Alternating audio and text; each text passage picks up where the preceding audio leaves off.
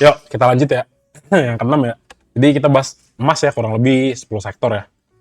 Start dari Archie ya. Terus apa nih di sini? Nah, Archie ya stagnan ya.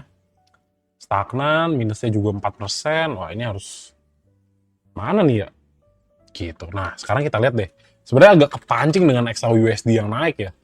Kemarin ya, beberapa hari yang lalu. Sebenarnya agak kepancing nih ngelihat XAUUSD di dalam beberapa hari kemarin ya.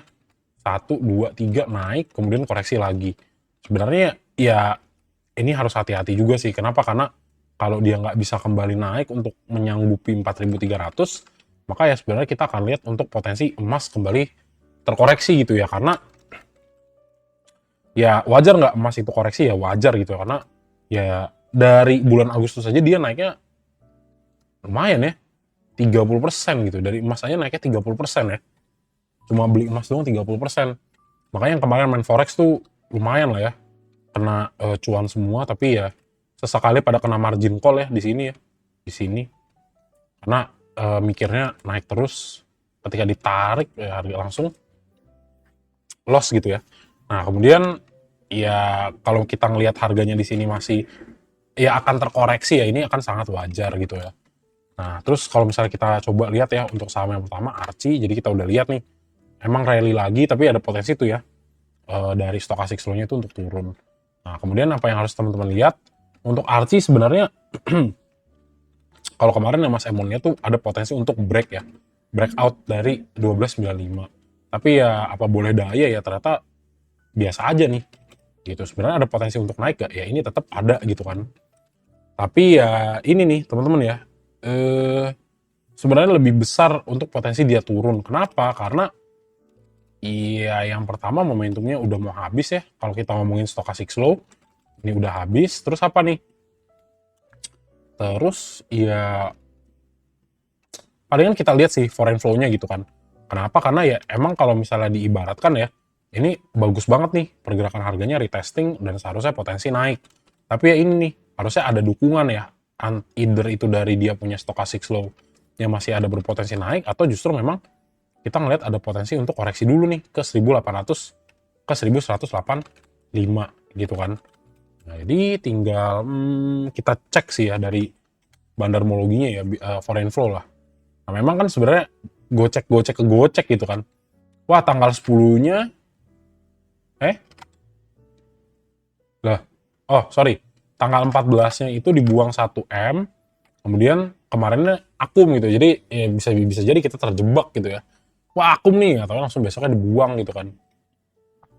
Palingan ya untuk ngetestingnya itu kita coba dari bandarmologi sedikit ya. Per 10 sampai 14 yang konsisten beli Kajet. Nah, ini menarik nih ya.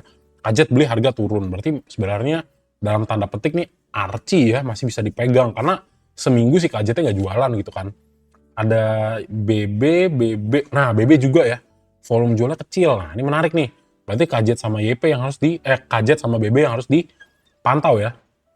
Nah, terus apa lagi nih? Nah, XL, YP, XC-nya udah mulai dagang. Paling yang akan menarik mungkin tanggal 14 ya. Retailnya mungkin kembali masuk. Wih, nah, make sense berarti. Kenapa dibawa turun? Karena si YP-nya ngikut. YP-nya ngikut Kajet beli. Siapa lagi? XL-nya ngikut Kajet beli. Nah, jadi kalau misalnya kita ngeliat hari Senin dibanting ya, gimana ya? Make sense. Kenapa? XL-nya ngikut ya sama, lengkap ya. YP, XL sama siapa ya kawannya? Nah, XC ya, tapi XC dikit. Yang paling banyak retailnya YP dan XL ya. Jadi ini kayaknya harus dibawa nyangkut ya, 1281. Nah, jadi average-nya 1281. Menurut Mas Emon ya kalau misalnya dibawa ke 1170, menurutku mereka mau nih ngelepas ya retailnya. Gitu. Jahat ya. Tapi ya kan Mas Emon berpikirnya coba pakai posisi bandar gitu ya. Wah, di sini ada penumpang gelap nih. Yuk kita turunin dulu di bawah. Ya udah baru habis itu kita tarik lagi harganya. Gitu kan. Ya kan kita ngomongin skenario bandarmologi, berarti kita kan harus ngapain? Harus berpikir layaknya cara bandar ya. Bandar mana mau beli di harga mahal kan? Kecuali dia memang institusi besar gitu kan. Ya kurang lebih gitu sih. Sebenarnya ini udah bagus banget areanya untuk dia kembali bermain ya. Kembali play untuk tembusin ke 1400 ini masih berpeluang. Tapi itu tadi mungkin agak ngecoh retail dulu sedikit, harus diantisipasi untuk turunan harganya. So that's why masuknya harus bertahap gitu ya, supaya kita nggak tergocek gitu ya. Kita udah lebih pintar dari sekian banyaknya retail yang mencoba masuk di pucuk gitu kan, dengan nggak ada plan gitu kan. Jadi sebenarnya masih oke sih. Karena apa? Kita udah lihat ketua kita dua-duanya masuk gitu ya secara minggu kemarin. Kurang lebih seperti itu untuk Archie. Jadi kayaknya harus diupdate ya. Memang menarik. Next, Pesap ya. Nah ini Pesap juga sebenarnya bagus ya, tapi ketarik juga ya. Pesap juga ketarik. Nah tapi seperti biasa nih, tetap ya wilayah entry-nya tuh paling bagus di 500. Tapi tetap nanti kalau teman-teman dapat harga 500, tetap juga pasang SL di kurang lebih 3-5%. Untuk apa? Untuk mengantisipasi kalau harganya turun di bawah, kita bisa ngambil lebih di bawah lagi gitu ya. Karena akan terkompensasi lah. Kalau teman-teman at least stop loss dulu baru masuk. Itu dulu ya. Nah, di sini memang kalau ngelihat dari stochastic slow yang sudah berubah lagi ke bawah gitu ya kan. Ya ini wajar kalau misalnya teman-teman ngelihat pergerakan harganya lanjut lagi ke bawah gitu. Terus apa? Terus kalau misalnya seandainya turun, seandainya naik ya, at least di atas 580, wah ini bagus banget untuk sebelum harganya naik lagi. Gitu kan. Terus apa lagi ya? Kurang lebih itu sih. Jadi potensi 550, kalau dia bisa sideway di range 590 sampai 580 ini tetap oke. Nah, tinggal kita lihat nih bandarmologinya, apakah sudah ada akumulasi atau ternyata retail-retailnya masih semarak nih untuk ngebeli ya. PSAB ya. Nah, untuk PSAB bentar. Nah, mix ya. Buangannya gede nih, dari 12 ya, buangannya gede. Terus masuk lagi 1,5 M. Mix ya, mix. Tapi teman-teman lihat sejauh mata memandang ya lebih banyak jualan ya. Lebih banyak jualan. Kemudian tinggal kita lihat PSAB di tanggal 14 udah dilirik sama BB ya. Dari tadi BB udah Archie masuk ya. Jadi masih ada di emas, tapi kayaknya karena harganya itu masih relatif tinggi, ya mungkin akan tertekan. Tapi teman-teman udah tahu nih, oh sama sebenarnya relatif masih bagus. Kenapa? Karena earnings-nya di bulan di Q4 ini belum kelihatan nih. Gitu. Jadi mungkin akan menyala lagi ya, sepertinya. Kalau ngomongin full year ya. Full year mereka punya Lapco ya. Khususnya PSAB sih sebenarnya. Nah, XLYP tanggal 14 masuk. Ada lagi nggak kawannya si XC? Nggak tahu ya. Nggak ada sejauh mata memandang yang dagang. Ada XC nih ternyata nih ya. Nah, terus apa? Terus kalau misalnya teman-teman lihat lagi, ini kan masih mix ya. Coba kita turunin sampai seminggu ya, tanggal 10.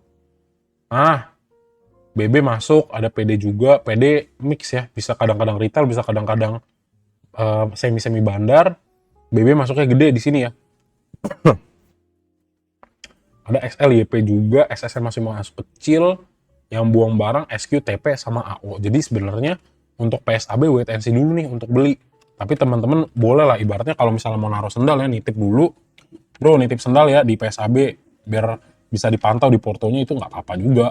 Karena kan belinya dikit gitu ya. Bentar. Gitu. Nah, terus apa nih? Terus kalau misalnya teman-teman ngeliat ya, kalau dia ketarik ke bawah ya baru entry gitu ya. Tapi selama belum ya pantau dulu ya teman-teman ya. Titip sendal dulu juga nggak apa-apa. Untuk PSAB ya, kalau misalnya dibilang menarik gak? Menarik ya. Masih bisa naik tapi ya perlu sabar dulu. Kenapa? Karena retailnya masih masuk gitu ya. Tapi kalau misalnya ngomongin fundamental, yang paling top itu PSAB ya. Ya aku baca ya report-reportnya lah sedikit ya, sekilas. Dibilang sih dia yang paling kompetitif ya. Nah, nextnya HRTA. Nah, untuk HRTA, apa yang teman-teman lihat? Nah, untuk HRTA, nah ini kena resisten ya. Nah, ini yang kutakutkan adalah di sini naik dikit terus untuk di bawah lanjut turun gitu ya. Tapi ya kalau misalnya dilihat secara nggak langsung kan bagus banget ya pergerakannya, tapi teman-teman juga harus paham bahwa dia itu udah naik kurang lebih 109% sampai sekarang. Dan untuk koreksinya ya lumayan ya, 30-an%. Dan kalau misalnya dia ada retail-retail yang FOMO yang masuknya di pucuk, Nah, ini udah lumayan ya. Loss-nya 40%-an ya. Wah, ini susah tidur nih pasti yang masuk di pucuk HRTA ya. Nah, kemudian untuk HRTA ini udah selesai semua, udah habis kejemput. Nah, ini ya palingan ya. Selama ya ini kan secara kasat mata mirip dengan Archie tadi ya. Kalau misalnya dia masih bisa stay di 1300-an ini oke banget nih. Gitu. Tapi ya kalau misalnya pun dia turun ya ke 1255 ya teman-teman harus antisipasi gitu ya untuk pergerakan turunan harganya gitu. Nah, palingan kita lihat nih konfirmasi dari si foreign flow-nya untuk yang namanya HRTA ya. Nah, HRTA, nah di sini masuk di mana nih? Masuk di 46M itu kalau misalnya di total ya ke atas masih totalnya akum gitu ya, masih totalnya akum. Kalau ditarik juga dari sini ya 40 ya seimbang lah kalau dari tanggal berapa nih, tanggal 6 ditarik ke atas masih seimbang lah ibaratnya kan, berarti mix. Palingan kita cari yang akum HRTA seminggu siapa. Nah, ini ya Kajet. Jadi ingat Kajet belinya di mana? Kajet tadi belinya di mana ya teman-teman ya, lupa ya, entah Archie mana ya, coba list ya coba ini dilihat ya, berarti antara Archie tadi ya, Archie sama HRTA diakum oleh Kajet. Jadi kelihatan nih, oke, lu akum bro, sama YU juga ya, YU sama BB nih, BB akum PSAB ya, gitu. Jadi oh iya nih pada akum nih, ini akum. Nah, sejauh mata memandang kayak X-nya kelihatan. Apakah si yang namanya YP jual, BK jual, lulu. Oh kajetnya beli, YP RF jualan, XL ya, XL juga jualan gitu. Jadi ya mix ya, ya pegangan bandarnya berarti sih ini ya YU sama kajet ya, yang beli dan belum jual. Kalau kita ngomongin secara seminggu, tapi kalau misalnya tanggal 14 coba sekilas. Nah, kaset baru beli ternyata nih kayaknya nih. Ini kaset kayak baru beli ya teman-teman ya. Coba kita turunin ya, ini bener nggak nih kajet baru beli? Kalau kajet baru beli, menarik nih. Berarti ada, iya kajet baru beli ya. Si aku buang barang, kajet baru masuk tanggal 14. Jadi kalau misalnya harga ditarik turun, ya teman-teman udah tahu kan kenapa? Ya karena itu. Apa namanya? Ya karena ya memang ya kalau bandar mau masuk lah ibaratnya.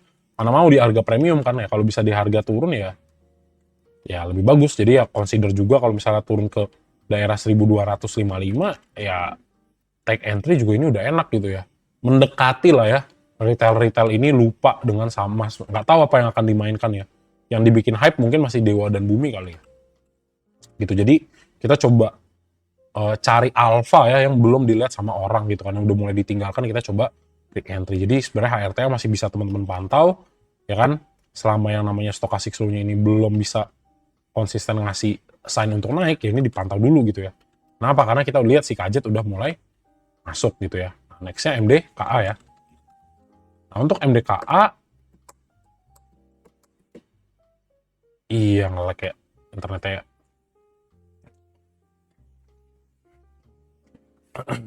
Nah, untuk MDKA yang bisa dilihat ya ini tadi. Sebenarnya kalau misalnya kita ngomong untuk market structure ya, atau apa namanya ya pergerakan harganya ini kan sebenarnya oke nih, konsisten ya, higher low gitu kan. Nah, terus bagus banget ya, cakep ya, ketahannya di 2370. Nah, sama jangan dicuekin juga untuk stochastic slow-nya yang udah menurun begini nih. Ini potensi dia untuk turun lanjutan ada nggak ya? Ini ada. Gitu kan. Terus jadinya apa? Ya seperti biasa kalau misalnya ini deh, kalau dia turun di bawah bener-bener candle-nya agak pekat begini ya, 2370 ya wajar karena dia ada potensi untuk retest area support di 2240 sampai di 2300. Nah, ini wajar sebenarnya kalau dia pun turun. Jadi paling nggak ya diperhatikan aja kalau misalnya memang besok turunnya agak jauh ya ada potensi nih untuk koreksi lanjutan. Tapi ya selama dia masih bisa sideways di 2370 sampai 2440 ya potensi si bro ini untuk naik ke atas juga masih tetap ada gitu ya. Dia kan juga ada aksi korporasi kan kalau nggak salah kan, entah disuntik atau nyuntik gitu lupa. Nah, tapi sayangnya itu MDKA ya terlepas apapun yang digoreng-goreng oleh mereka, ya kita ngeliat partisipasi asingnya terus mulai berkurang nih. Iya masuknya gede tanggal 29 tapi mulai lama-lama mengurangin barang gitu kan. Nah, terus apa nih? Terus kalau misalnya teman-teman lihat untuk yang namanya MDKA, nah ini apa yang dilihat di sini? Ya ini nih, seminggu terakhir. Nah, ini SS, CC sama si Aku masuk ya. Nah, ini SS Akum, si Akunya itu mulai buang barang, CC mulai buang barang ya. Nah, lihat yang jualan siapa? ZP paling banyak, PD, XL, YP, XL, YP sama apa sih satu lagi? XC, kita nggak spot XC-nya. Kalau misalnya 14, coba. Nah, ini kelihatan jelas banget ya, Akum, Akum, Akum, Akum. Jadi sebenarnya kita ngelihat nih, wah asing-asingnya sebenarnya masih mulai ngakum lagi nih. Bandar-bandarnya mulai akum lagi. Kelihatan nggak jualan gitu kan. Nah, jadi sebenarnya untuk di swing sebenarnya masih menarik. Tapi itu tadi, kita harus sedikit bersabar. Kenapa? Kita sebagai retail yang terdepan, asik. Itu harus nunggu dulu lah ibaratnya lah ya. Harus dipantau dulu untuk dia itu beneran koreksi nggak nih? Gitu. Atau kalau misalnya mau ngikutin strateginya ya entry-nya bertahap 1, 2, 3, 4 gitu. Jadi teman-teman averaging down-nya itu sudah ketahuan dari sini. Tinggal tentukan dan hitung sendiri. Oh misalnya saya mau masuk berapa nih? Misalnya mau total masuknya 20 juta. Coba bagi dari 4 entry. Tinggal teman-teman tentuin kira-kira saya masuk di average berapa. Kemudian ya udah tambahin semua average-nya dibagi 4. Dapat deh harga rata-rata. Udah tahu kan berapa jadi sebenarnya masih bisa, tapi menurutku boleh ditunggu dulu sampai si yang namanya stochastic slow-nya mulai mereda supaya kita tahu kira-kira bottoming-nya si bro ini di mana ya gitu. Gitu ya. Jadi masih menarik sebenarnya untuk emas, tapi itu tadi kita agak sulit menentukan momentumnya dia tuh di mana nih yang tepat gitu ya. Nah, untuk emas udah nggak sesuai ya dengan kita punya analisa gitu kan. Nah, kenapa? Karena ya janji kita kemarin adalah 4070 tuh harus diklaim untuk mempertahankan dia punya harga untuk konsisten supaya naik. Tapi ternyata apa? Ternyata kita melihat itu tidak dilakukan oleh yang namanya emas. Apa tuh? Si emasnya justru, si emasnya justru apa? Justru nggak bisa naik ya, nggak bisa klaim lagi untuk harga 4070. Ya potensi untuk lanjutan koreksi ada nggak ya? Ini berpotensi ada. Tapi ya tetap ya, karena 4070 juga nggak jauh-jauh amat, ya potensi untuk diklaim lagi juga tetap ada. Gitu ya teman-teman ya. Tapi ya hati-hati nih, kalau yang namanya si dia itu koreksi lanjutan lagi ya, di bawah 3890, nah ini baru kita teman-teman akan lihat lanjutan koreksi daripada si emas, gitu ya. Nah, palingan tinggal kita lihat nih, untuk dari bandarmologi gitu ya, untuk si emas misalnya. Nah, emang mix nih ya, emang kita sering agak-agak di inilah ya, di ombang-ambingkan lah oleh mereka gitu kan. Tapi ya coba kita lihat aja emas ya. Jadi, nah ini seminggu ya masuknya retail-retail juga kan, XL, YP, XC, ya udah tahu kan. Jadi buang-buangannya bandar ya. Yang jual siapa? Kang Guyur lagi, SS, FS, BS. Ini menarik ya, SS, FS, BS ya. Siapa mereka? Kita tidak tahu ya. Sepertinya dalam tanda petik bandar nih. Kenapa nggak ada yang beli sama sekali? Bener-bener kompak jualan. Gitu ya, karena asing juga kan brokernya kan. Gitu ya, untuk emas. Hati-hati, jangan sampai sangkut. Kalau udah nggak tahu mau ngapain, yang udah ngambil dari IPO, dijual juga teman-teman masih cuan gede ya, 40%. Gitu ya. Nextnya lagi kita bahas. Betul, emas diiris-iris tipis buat nurunin retail, betul. Jadi kalau Mas Emon sih udah jual ya, kalau mau beli lagi gimana? Ya biasa, tunggu koreksi 50%, 40%, baru coba entry. Gitu kan, simple kan, tapi ya cukup, ibaratnya cukup manjur lah kayak gitu ya. Meskipun tinggal ngambil beberapa kali, ibaratnya ngambil beberapa analisa lagi tuh udah lumayan oke gitu. Nah, nextnya untuk Antam ya.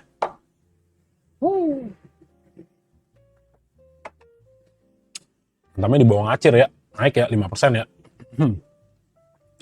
Nah, menurutku ini juga sama sih. Jangan mudah terpercaya ya. Kalau aku sih ini nganggapnya cuma kayak kenaikan belaka doang di sini ya. Kayak gini, sebelum harganya dibawa turun. Kenapa? Karena ini ya belajar dari beberapa structure yang terbentuk, sebenarnya ya ini bener-bener bisa jadi antara ini area koreksi maksimalnya si Antam ya di 2780. Ya sekarang di sini kita ngeliat 3000, atau ini sebenarnya permulaan sebelum dia kembali lagi turun. Gitu. Karena apa? Ya sebenarnya hampir sih dibilang ya. Ini kan dalam artian kalau misalnya teman-teman lihat nih, enggak sih ya kayaknya ya. Ini belajar dari M-shape inilah ya, double top formation ini nih. Sebenarnya double top formation ini yang sebenarnya agak sedikit Mas Emon agak sedikit bimbang gitu ya. Dalam artian kalau misalnya double top formation, dia nggak bisa klaim untuk di sini ya, dia nggak bisa klaim di 3100 ya, ya palingan teman-teman lihat untuk harga penurunan lanjutan turun. Ini based on structure ya, based on structure. Tapi itu tadi based on structure perlu beberapa konfirmasi yang diperlukan gitu. Jadi nggak bisa langsung, wah langsung turun nih, nggak bisa gitu. Tapi ya kalau based on structure tuh terindikasi lah gitu ya. Jadi ya nggak ada yang masalah untuk Antam itu naik, justru bagus kan teman-teman dapat cuan. Terus ya mungkin dalam beberapa hari lah ya, dia ini kalau emang beneran mau naik harus bisa mempertahankan harganya di 3000 untuk memastikan bahwa oh ini memang downtrend tapi emang cuma untuk koreksi doang kok gitu ya. Jadi untuk dia itu koreksi sekitar 20%-an untuk bikin retailnya keluar baru naik lagi. Nah ini bagus. Tapi kalau misalnya nanti dia itu tiba-tiba habis dibawa naik nih, habis dibawa naik terus tiba-tiba jatuh dibawa ke 2800, wah ini ada potensi dia untuk koreksi lanjutan gitu ya. Tapi overall ya kalau misalnya kita lihat ini bagus banget. Ya ini tergantung ya nanti ya, kalau misalnya asingnya pada masuk ya bisa jadi analisanya tuh jadinya salah gitu ya. Kurang valid untuk turun ke bawah. Justru mungkin akan naik lagi ke atas. Tapi itu kita lihat dari foreign flow-nya lah. Ada indikasi nggak? Gitu ya. Nah, jadi ini sebenarnya kalau misalnya teman-teman lihat untuk pergerakan harga di sini, stochastic slow-nya udah golden cross dan di sini open-nya gede banget. Sebenarnya ya itu tadi, potensi untuk si bro ini naik ke atas lagi ada nggak? Ya ini tetap ada. Tapi ya itu, sebenarnya sebelum ke 3100 at least kita bisa lihat yang namanya Antam itu next candle-nya tetap berdiri di atas 3000 gitu ya, untuk memastikan ini tuh bener-bener solid trend gitu. Solid emang pengen beneran naik. Nah, untuk Antam ini yang tak takutin sebenarnya. Kenapa? Karena ya dari tanggal 30 ini buang terus gitu. Ya meskipun kalau di sini teman-teman lihat udah melandai ya tinggal dikonfirmasi nih. Buktinya apa sih sebenarnya? Ya buktinya retailnya aja. Retailnya udah pada caw belum? Kalau retailnya belum caw ya mungkin agak sulit mereka untuk mainkannya gitu ya. Nah, di sini XL ya masih kuat, YP masih kuat ya di top 1 2 3 4 di 5 dan 6. XC-nya nggak kelihatan. Nah, XC-nya udah jual ya. Yang masih kuat, yang udah jual kemudian bandarnya lagi seminggu ya. ZP, aku, BK udah mulai dagang. Yang masuk malah Ajit, BB sama PD sama si AI gitu. Jadi agak sas sebenarnya ya. Tapi kalau misalnya dari foreign juga masuknya relatif kecil gitu. Jadi ya meskipun kalau misalnya teman-teman lihat nih, wah kan udah menukik naik ke atas, ada potensi naik, betul tetap ada. Tapi ya itu ya dalam beberapa hari kalau bisa kenaikan harganya tuh harus teruji gitu, dalam artian ya memang naik terus gitu ya. Either dia korektif atau dia langsung hajar naik begini ya. Gitu. Kurang lebih begitu ya untuk membatalkan potensi dia itu turun lanjutan ke bawah. Karena teman-teman kan ingat kan, kalau misalnya yang namanya tren penurunan itu ketika dia koreksi dibuat yang namanya higher low dulu sebelum dibanting lagi ke bawah. Sama ini di bawah create higher low juga sebelum nanti dibawa turun ke bawah. Ini yang ditakutkan gitu ya, antisipasi. Tapi ya kalau misalnya nanti secara bertahap harganya naik dan secara korektif, nah ini potensi dia naiknya jadi kenceng ya. Jadi potensi untuk penurunannya jadi menipis gitu lah probabilitasnya. Nextnya BRMS ya. Nah ini saham sejuta umat ya. MSCI-nya sebenarnya belum bermain ya, dalam artian ya kan fase rebalancing-nya itu di tanggal 25 kalau nggak salah ya, hari Senin 2 minggu lagi gitu kan. Apa yang harus teman-teman lihat di sini ya, untuk yang namanya BRMS artinya apa nih? Nah, saat ini kan kita udah ngeliat ya, ternyata ya secara nggak langsung dia sideways nih di area 975 sampai 1020 gitu kan. Nah, jadi naiknya bertahap gitu ya. Ini sebenarnya tinggal nunggu aja nih untuk dia breakout-nya kapan. Tapi ya ini juga nih. Nah, yang sometimes itu agak ngeco ya. Ya kalau udah dead cross ya. Ya dead cross untuk stokastik slow-nya di bawah ya potensi untuk koreksi jadinya semakin besar nih teman-teman. Terus apa ya asalkan ya karena ini penurunannya juga gede 3%, apa yang harus dilakukan ya ini dilihat lagi nih. Seandainya nih ya yang namanya BRMS koreksinya itu lebih besar begini, ya ini ada potensi nih untuk lanjut turun ke bawah gitu ya. Kalau misalnya di bawah 975 gitu ya. Kalau misalnya nanti ya ternyata masih stay nih di 985 ya ini sebenarnya masih ada potensi untuk dia itu dibawa terbang lagi menuju apa? Menuju rebalancing tanggal 25 si BRMS. Nah, terus apa? Ya kita lihat aja BRMS. Nah, secara nggak langsung tuh masih ada asingnya yang masuk-masuk. Tapi dikocok dulu lah mentalnya ya. Wah, kita jual sebagian besoknya. Nanti masuk lagi, jual lagi, masuk lagi, jual lagi, masuk lagi, jual lagi gitu ya. Tahan lah ibaratnya. Palingan ya kalau misalnya udah punya barang atau udah nyangkut ya di sini, saranku di hold aja. Kenapa? Karena biasanya pasca rebalancing tanggal 25-nya itu biasanya harganya naik gitu ya. Mendekati penutupan tuh harganya naik, tapi ya besoknya biasanya memang turun gitu. Jadi ibaratnya tanggal 25 nih misalnya rebalancing efektifnya ya teman-teman akan ngeliat harga sahamnya naik. Tapi di tanggal 26-nya ini biasanya koreksi gitu ya. Main gitu sih. Jadi ya ini belum terbang lah ibaratnya gitu ya teman-teman ya. Nah, itu untuk BRMS. Kenapa? Karena nih menarik nih ya, dibuang lagi. Nah, tinggal kita lihat.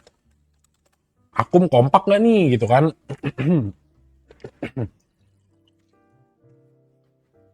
Nah, si Aku dan BK ya, biasa ya. Sobat setia ya, Aku dan BK ya. Nah, yang buang ZP, AG, XL. Nah, ini menarik nih. XL, XC, YP udah buang seminggu yang lalu ya. Padahal kita lihat tanggal 14. Nah, tapi XL, XC, dan PD-nya masih bercokol ya. Tanggal 14 ya. Nggak sulit lah buat dibawa naik lagi ya. Nah, ini potensi bantingan ada nih besok nih. Kalau misalnya retailnya masih bersikeras untuk nahan atau enggak, ya kalau misalnya memang retailnya kuat banget nahan ya baru ngapain? Either dibanting lagi ke bawah atau ya udahlah mau nggak mau kita bawa naik aja gitu. Nah, ini tergantung nih, makanya sebenarnya sideways ini menentukan. Semakin banyak retail yang keluar seminggu belakangan ini mungkin ya. Ini menarik ya kalau seminggu terakhir belakangan ini banyakkan buangan retail ya sebenarnya bagus gitu. Ya tinggal mereka lah yang menimbang apakah retail sudah banyak keluar. Kalau sudah banyak keluar, nah ini teman-teman lihatnya apa? Dia breakout dari 1025. Itu clue-nya ya di situ ya. Nah, ini akan kembali naik lagi rally. Gitu sih kalau tak lihat dari technical ya teman-teman ya.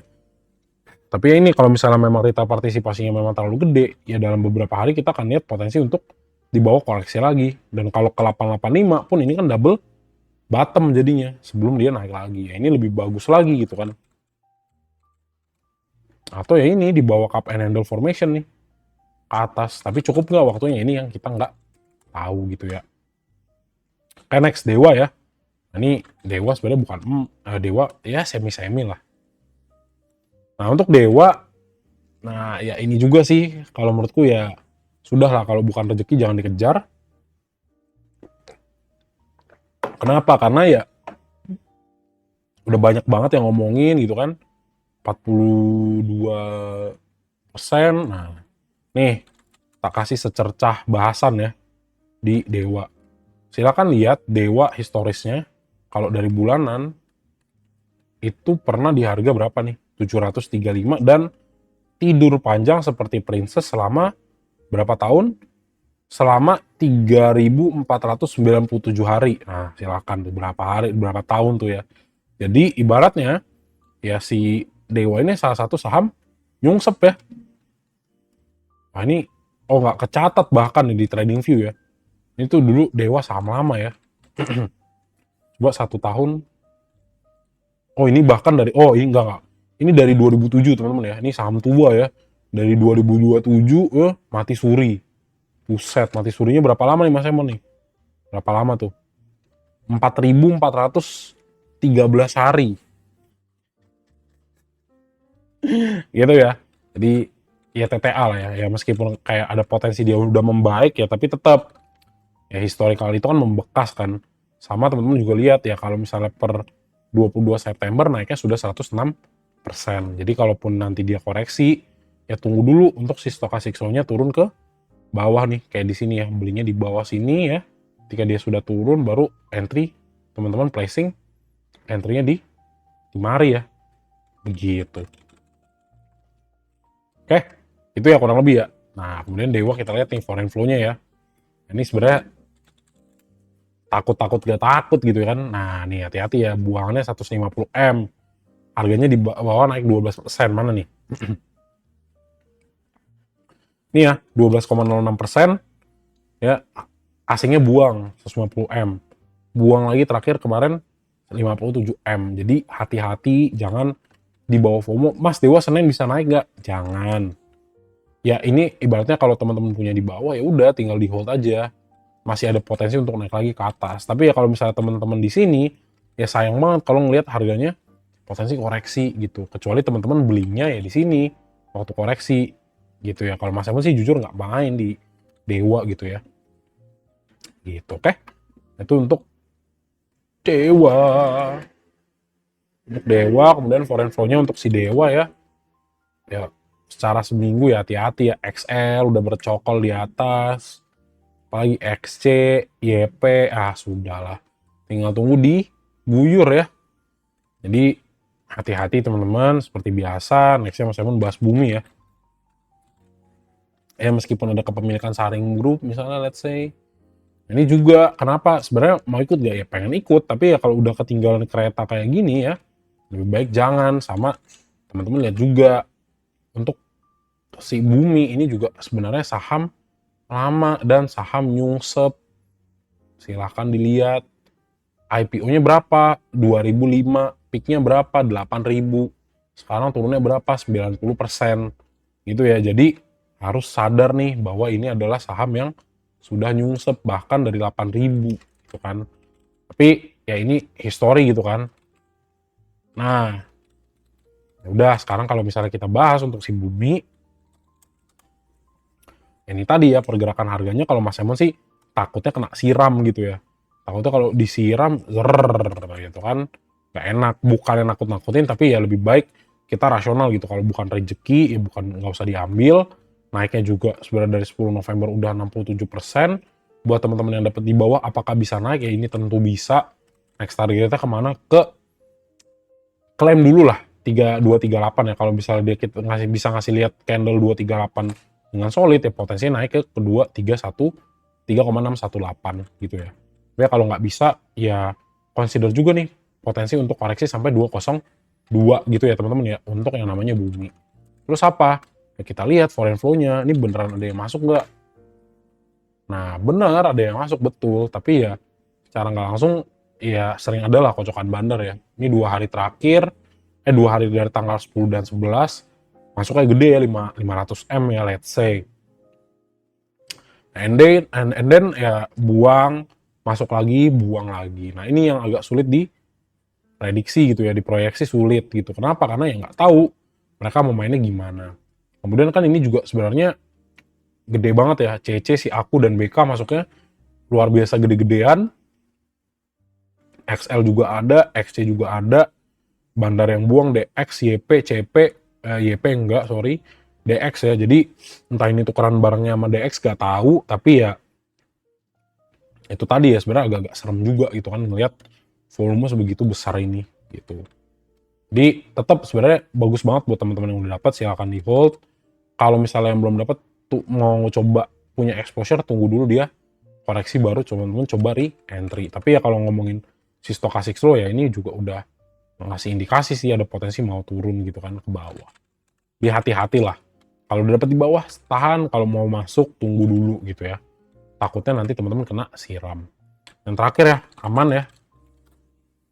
Nah, untuk aman ini juga sebenarnya ya salah satu saham-saham lemot ya teman-teman ya.